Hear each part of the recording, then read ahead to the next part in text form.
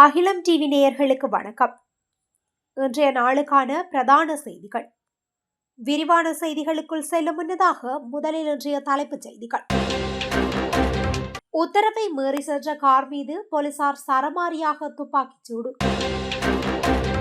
கொழும்பில் இரவில் ஏற்பட்ட பதற்ற நிலை, கடும் கோபத்தில் பயணிகள். மல்லாகம் நீதிமன்ற சட்டத்தரணிகள் சங்கத்தின் பணி பகிஷ்கரிப்பு குறித்த ஊடக அறிக்கை. கைபேசி விற்பனை அன்று போலி விளம்பரம், லட்சக்கணக்கான பணத்தை இழந்த ஜால் இளைஞன். அடுத்த கட்ட தாக்குதலுக்கு தயாராகும் ஈரான், அமெரிக்காவிற்கு எச்சரிக்கை விடுத்த பெஞ்சமின் நெதன்யாகு. 21வது நாளாக முத்துநகர் விவசாயிகளின் சத்தியாகிரக போராட்டம். கட்டார் விமானத்தில் பாரிப்போன இலங்கை வைத்தியரின் உயிர். சிகரெட்டுகளை பயன்படுத்தும் 1.5 கோடிக்கும் அதிகமான சிறுவர்கள் வெளியான அதிர்ச்சி தகவல். தமிழர் பகுதியொன்றில் வசமாக சிக்கிய போலீஸ் அதிகாரி, ரகசிய தகவலால் அம்பலமான விடயம். தமிழ் பிரதேசத்தில் இளம் ஜோடி செய்த சம்பவத்தால் அதிர்ச்சியில் உரைத்த போலீசார். தொடர்வன விரிவான செய்திகள். மாத்தறையில் பொறுப்பற்ற முறையில் வீதியில் ஓட்டி சென்ற கார் மீது போலீசார் துப்பாக்கி சூடு நடத்தினர். மாத்தறை வெள்ளமடம பகுதியில் வீதி தடையை மீறி சென்ற காரை நிறுத்துமாறு போலீசார் மறைத்துள்ளனர். எனினும் உத்தரவை மீறி கார் தொடர்ந்து பயணித்துள்ளது. இதன்போது போலீஸ் அதிகாரிகள் காரை நோக்கி பலமுறை துப்பாக்கி சூடு நடத்தியதாக கூறப்படுகின்றது. பொறுப்பற்ற முறையில் வாகனம் ஓட்டி சென்ற கார் மாத்தறை ஜனராஜ மாவட்டத்தில் கைவிடப்பட்ட நிலையில் கண்டுபிடிக்கப்பட்டதாக போலீசார் தெரிவித்தனர். காரில் 2 பேர் பயணித்த நிலையில் காரை நிறுத்திவிட்டு இருவரும் தப்பி ஓடியுள்ளனர். இந்த நிலையில் காரின் உரிமையாளர் அடையாளம் காணப்பட்டுள்ளார். இது தொடர்பாக ஒருவர் கைது செய்யப்பட்டுள்ளதாக போலீசார் தெரிவித்துள்ளனர். கொழும்பு கொள்ளுப்பிட்டி ரயில் நிலையத்தில் நேற்றிரவு பயணிகளின் செயற்பாட்டால் பதற்றமான சூழ்நிலை ஒன்று ஏற்படுவதாக தகவல் வெளியாகியுள்ளது. காலி நோக்கி செல்லும் இரவு நேர தபால் ரயில் பழுதடைந்ததால் கடலோர பாதையில் ரயில் சேவைகள் தாமதம் ஏற்பட்டுள்ளது. கொள்ளுப்பிட்டிக்கும் பம்பலப்பிட்டிக்கும் இடையில் ரயில் பழுதடைந்துள்ளது. இதனால் மேலும் 2 ரயில்கள் அந்த பாதையால் பயணிப்பதில் தாமதமாகின. இந்த நிலையில் சம்பவ இடத்தில் பயணிகள் ஆக்ரோஷமாக நடந்து செயற்பட்டமையினால் குழப்ப நிலை ஏற்பட்டுள்ளது. பயணிகள் கடும் கோபத்தினால் அச்சமடைந்த என்ஜின் ஓட்டுநரும் உதவியாளரும் என்ஜின் அறைக்குள் நுழைந்து தங்களை தாங்களே பூட்டிக் கொண்டுள்ளனர். சம்பவ இடத்திற்கு போலீசார் அழைக்கப்பட்டு நிலைமையை கட்டுப்பாட்டுக்குள் கொண்டு வந்ததாக தெரிவிக்கப்படுகின்றது. மல்லாகம் நீதிமன்ற சட்டத்தரணிகள் சங்கமானது தமது பணி பகிஷ்கரிப்பு குறித்து ஊடக அறிக்கை ஒன்றினை வெளியிட்டுள்ளது. அத்துடன் தாங்கள் வழக்குகளில் தலையிடும் நோக்கில் இந்த பகிஷ்கரிப்பை செய்யவில்லை என அந்த சங்கத்தின் செயலாளர் என் பார்த்திபன் தெரிவித்துள்ளார்.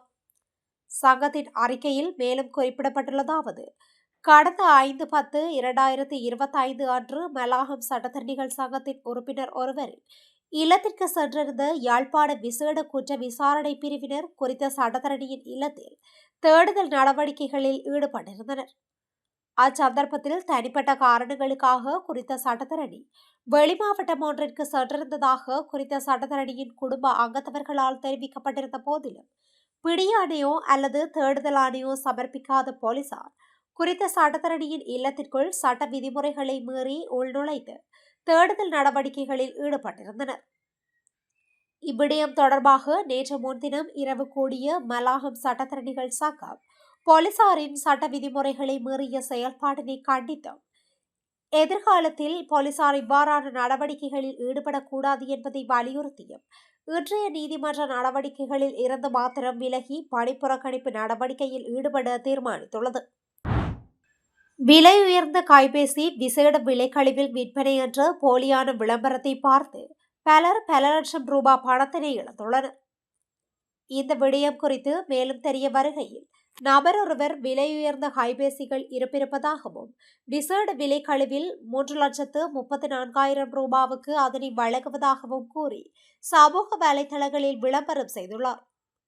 இந்த விளம்பரத்தை நம்பி பலர் அவரை தொடர்பு கொண்ட வேளை கைபேசியை வீட்டுக்கே அனுப்புவதாக கூறி முன்பணம் கேட்டுள்ளார். இந்நிலையில் பலர் அவரது கணக்கிலக்கத்திற்கு பணத்தை செய்துள்ளனர். பணத்தை வழங்கியவர்கள் அதன் பின்னரே தாம் ஏமாற்றப்பட்டதை உணர்ந்தனர். யாழ்ப்பாணம் வட்டுக்கோட்டையை சேர்ந்த இளைஞர் ஒருவர் இவ்வாறு 1,71,000 ரூபாவை இழந்துள்ளார். இதுகுறித்து வட்டுக்கோட்டை போலீஸ் நிலையத்தில் முறைப்பாடு பதிவு செய்துள்ளார். நீதிமன்ற உத்தரவை பெற்று கல்முனை போலீசார் ஊடகாக குறித்த சந்தேக நபரை கைது செய்வதற்கான நடவடிக்கைகளை போலீசார் மேற்கொண்டு வருகின்றனர். அமெரிக்காவை தாக்கக்கூடிய அணு ஆயுத ஏவுகணையை ஈரான் உருவாக்கி வருவதாக இஸ்ரேலிய பிரதமர் பெஞ்சமின் நெதன்யாகு எச்சரித்துள்ளார். இஸ்ரேல் பிரதமர் பெஞ்சமின் நெதன்யாகு பென் சாஃபியோவுடன் நடத்திய நேர்காணலிலேயே இவ்வாறு குறிப்பிட்டுள்ளார். தொடர்ந்தும் கருத்து தெரிவித்த அவர், ஈரான் 8,000 கிலோமீட்டர் தூரம் செல்லக்கூடிய ICBM ஏவுகணைகளை உருவாக்கி வருகின்றது. மேலும் 3,000 கிலோமீட்டர் சேர்த்தால் அமெரிக்காவின் கிழக்கு கரையை அடைய முடியும் என எச்சரித்துள்ளார். இஸ்ரேல் உருவாக்கும் பாதுகாப்பு ஆயுதங்கள் உலகிலேயே மிக மேம்பட்டவை. இவை அமெரிக்காவுடன் பகிரப்பட்டுள்ளன. ISIS மற்றும் பிற பயங்கரவாத அமைப்புகளால் ஏற்படும் விமான தாக்குதல்களை இஸ்ரேல் புலனாய்வு தடுப்பதாகவும் அவர் கூறியுள்ளார். காசா போர் குறித்து பேசுகையில் இது முடிவடையும் நிலையில் உள்ளது. ஆனால் ஹமாஸ் ஆட்சி தொடரும் வரை நிச்சயமாக முடிவடையாது என்று குறிப்பிட்டுள்ளார். திருகோணமலை முத்துநகர் விவசாயிகளின் தொடர் சத்தியாகிரகம் தொடர்ந்தும் நேற்றும் செவ்வாய்க்கிழமை 21வது நாளாகவும் இடம்பெற்றுள்ளது. விவசாயிகளிடமிருந்து கொள்ளையடித்து கம்பெனிகளுக்கு வழங்கப்பட்ட முத்துநகர் விளைநிலங்களை உடனடியாக திருப்பிக் கொடு, இந்திய கம்பெனிகளின் நில மற்றும் வளச்சூறையாடலுக்கு எதிரான போராட்டத்தை தொடங்குவோம் எனவும் பதாதைகளை ஏந்தியும் காட்சிப்படுத்தியும் தொடர் சத்தியாகிரக போராட்டத்தில் ஈடுபட்டுள்ளனர். அமெரிக்காவிலிருந்து இலங்கைக்கு கட்டார் ஏர்வேஸில் பயணித்த தெற்கு கலிபோர்னியாவில் இருதய நோய் நிபுணராக இருந்த ஒருவர் பயணத்தின் போது விமானத்தில் உயிரிழந்துள்ளார்.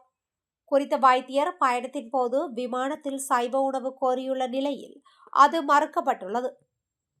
பின்னர் அவருக்கு இறைச்சியுடன் வழங்கப்பட்ட உணவை அவர் உண்ண முற்பட்ட போது உணவு சிக்கி மூச்சு திணறி இறந்ததாக அவரது குடும்பத்தினர் குற்றம் சாட்டியுள்ளதாக சர்வதேச ஊடகம் ஒன்று செய்தி வெளியிட்டுள்ளது.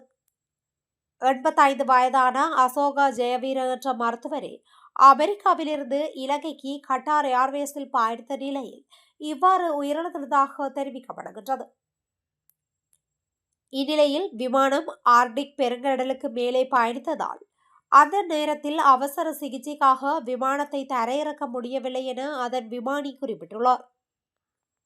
இருப்பினும் சம்பவம் நடந்த நேரத்தில் விமானம் உண்மையில் மத்திய மேற்கு பகுதிக்கு மேல் இருந்ததாகவும் எளிதில் திருப்பிவிடப்பட்டிருக்கலாம் என்றும் உயிரிழந்த வைத்தியரின் மகன் குற்றம் சாட்டியதாக தெரிவிக்கப்படுகின்றது. அதனைத் தொடர்ந்து விமானம் இறுதியில் ஸ்கொட்லாந்தின் எடின்பர்கில் தரையிறக்கிய போது சைவ உணவு மாத்திரமே உண்பவரான ஜெயவீர சுமார் 3.5 மணி நேரம் மயக்கமடைந்திருந்தார் என்று முறைப்பாட்டில் சுட்டிக்காட்டப்பட்டுள்ளது. அதன் பின்னரே அவர் வைத்தியசாலைக்கு கொண்டு செல்லப்பட்டதாகவும் ஆனால் ஏற்கனவே அது தாமதமாகியிருந்த நிலையில் அவர் உயிரிழந்து விட்டதாகவும் தெரிவிக்கப்படுகின்றது. உலகம் முழுவதும் 1.5 கோடிக்கும் அதிகமான சிறுவர்கள் சிகரெட்களை பயன்படுத்துகின்றனர் எனவும் இது ஒரு புதிய நிக்கோட்டின் அடிமைத்தனத்தை தூண்டி வருவதாக உலக சுகாதார நிறுவனம் கடும் எச்சரிக்கை விடுத்துள்ளது. கிடைக்கப்பெற்ற உலகளாவிய புள்ளி விவரங்களின்படி சிறுவர்கள் பெரியவர்களை விட சராசரியாக 9 மடங்கு அதிகமாக வேப்பிங் எனப்படும் சிகரெட் பழக்கத்திற்கு ஆளாகின்றனர். புகையிலைத்துறை இளம் வயதினரை இலக்கு வைத்து சிகரெட்களை சந்தைப்படுத்துகின்றது என்று உலக சுகாதார நிறுவனத்தின் பணிப்பாளர் நாயகம் குற்றம் சாட்டியுள்ளார். இங்கு தீங்குகளை குறைக்கும் பொருளாக கூறப்பட்டாலும் உண்மையில் இது சிறுவயதிலேயே சிறுவர்களுக்கு நிக்கோட்டினுக்கு அடிமையாக்குகின்றது என்று வைத்தியர் எட்டியன் குரூக் தெரிவித்துள்ளார். உலகம் முழுவதும் சிகரெட் பயன்படுத்தும் பெரியவர்களின் எண்ணிக்கை 8.6 கோடியாகும். 13 முதல் 15 வயதிற்குட்பட்ட 1.5 கோடிக்கும் அதிகமான இளம் பருவத்தினர் வேப்பிங் பயன்படுத்துகின்றனர். முல்லைத்தீவு மாங்குளம் கொக்காவில் பகுதியில் போலீஸ் அதிகாரி ஒருவர் ஐஸ் போதைப் பொருளுடன் கைது செய்யப்பட்டுள்ளார். இராணுவ படைப்பிரிவின் கீழ் உள்ள இராணுவ புலனாய்வு பிரிவினருக்கு கிடைக்கப்பெற்ற ரகசிய தகவலுக்கு அமைவாக A9 வீதியின் கொக்காவில் பகுதியில் குறித்த போலீஸ் அதிகாரி கைது செய்யப்பட்டுள்ளார். கைது செய்யப்பட்ட போது குறித்த போலீஸ் அதிகாரி தனது உடைமையில் 92 கிராம் 400 கைது செய்யப்பட்ட போது குறித்த போலீஸ் அதிகாரி தனது உடைமையில் 92 கிராம் 400 மில்லிகிராம் ஐஸ் போதைப் பொருளை வைத்திருந்தமை கண்டறியப்பட்டுள்ளது. முன்னதாக ஒட்டிசுட்டான் காவல்துறை நிலையத்தில் போக்குவரத்து பொறுப்பதிகாரியாக கடமையாற்றிய குறித்த போலீஸ் அதிகாரி கையூட்டல் பெறல் உட்பட பல்வேறு குற்றச்சாட்டுகளின் பேரில் வெளியோயா போலீஸ் நிலையத்திற்கு இடமாற்றம் செய்யப்பட்டுள்ளார். இந்த நிலையிலேயே அவர் ஐஸ் போதைப் பொருளுடன் கைது செய்யப்பட்டுள்ளமை குறிப்பிடத்தக்கது. மட்டக்களப்பு வாழைச்சேரி பிரதேசத்தில் 2030 கிராம் ஐஸ் போதைப் பொருளுடன் இளம் தம்பதி வாழைச்சேரி போலீசாரால் கைது செய்யப்பட்டுள்ளனர். கிழக்கு மாகாணத்தில் ஆகக்கூடிய தொகையிலான ஐஸ் போதைப் பொருள் இதன்போது முதன்முறையாக கைப்பற்றப்பட்டுள்ளதாக வாழைச்சேரி போலீசார் தெரிவித்தனர். வாழைச்சேரி போலீசாருக்கு கிடைத்த தகவலின் அடிப்படையில் அவர் தலைமையிலான போலீஸ் குழு மாலை கல்குடாவில் இருந்து ஐஸ் போதைப் பொருளை முச்சக்கர வண்டியில் எடுத்துச் சென்ற கணவன் மனைவி ஆகிய இருவரை போலீசார் சுற்றி வளைத்து மடக்கி பிடித்துள்ளனர். இதனை அடுத்து அவர்களிடமிருந்து 2030 கிராம் ஐஸ் போதைப் பொருள் மற்றும் முச்சக்கர வண்டி ஆகியன கைப்பற்றப்பட்டதை அடுத்து சந்தேக நபர்கள் கைது செய்யப்பட்டனர். மொரக்கொட்டாஞ்சேனையில் உள்ள ஒரு பிரதான போதைப்பொருள் வியாபாரி குறித்த தம்பதிகளிடம் கொழும்பில் நாய்க்குட்டி ஒன்று வாங்கியிருப்பதாகவும் அதனை கொண்டு வந்து தருமாறும் அதற்கு கூலியாக 30,000 ரூபாய் பணம் தருவதாகவும் தெரிவித்து முன்பணமாக 15,000 ரூபாவை வழங்கியுள்ளார். இதனை அடுத்து குறித்த தம்பதி கொழும்புக்கு புகையிரதத்தில் சென்றுள்ளனர். அங்கு புறக்கோட்டை பகுதியில் வைத்து குறித்த தம்பதிகளிடம் பெண்ணொருவர் நாய்க்குட்டி ஒன்றையும் ஒரு பையையும் கொடுத்ததை அடுத்து அவர்கள் அதை எடுத்துக்கொண்டு பேருந்தில் கல்குடாவில் உள்ள தங்களது வீட்டிற்கு திரும்பியுள்ளனர். மொரக்கொட்டாஞ்சேனையில் உள்ள போதைப்பொருள் வியாபாரியிடம் தாங்கள் கொழும்பிலிருந்து கொண்டு சென்ற நாய்க்குட்டி மற்றும் பையை கொண்டு சென்று கொடுப்பதற்காக முச்சக்கர வண்டியில் பயணித்துக் கொண்டிருந்த போதே போலீசாரால் கைது செய்யப்பட்டுள்ளதாக தெரிவிக்கப்படுகின்றது. போலீசாரின் ஆரம்பகட்ட விசாரணைகளின் போது தாங்கள் குறித்த பையை திறந்து பார்க்கவில்லை எனவும் அதில் போதைப்பொருள் இருப்பது தங்களுக்கு தெரியாது எனவும் சந்தேக நபர்கள் தெரிவித்துள்ளதாக போலீசார் குறிப்பிடுகின்றனர். கைது செய்யப்பட்ட இளம் தம்பதிகளை போலீஸ் தடுப்பு காவலில் வைத்து விசாரணை செய்வதற்காக நீதிமன்ற உத்தரவை பெறும் நடவடிக்கையில் ஈடுபட்டு வருவதாக போலீசார் தெரிவித்தனர். இத்துடன் இன்றைய நாளுக்கான பிரதான செய்திகள் நிறைவடைகின்றன. தொடர்ந்து இதுபோன்ற செய்திகளை உடனுக்குடன் அறிந்து கொள்ள அகிலம் டிவியுடன் இணைந்திருங்கள். நன்றி, வணக்கம்.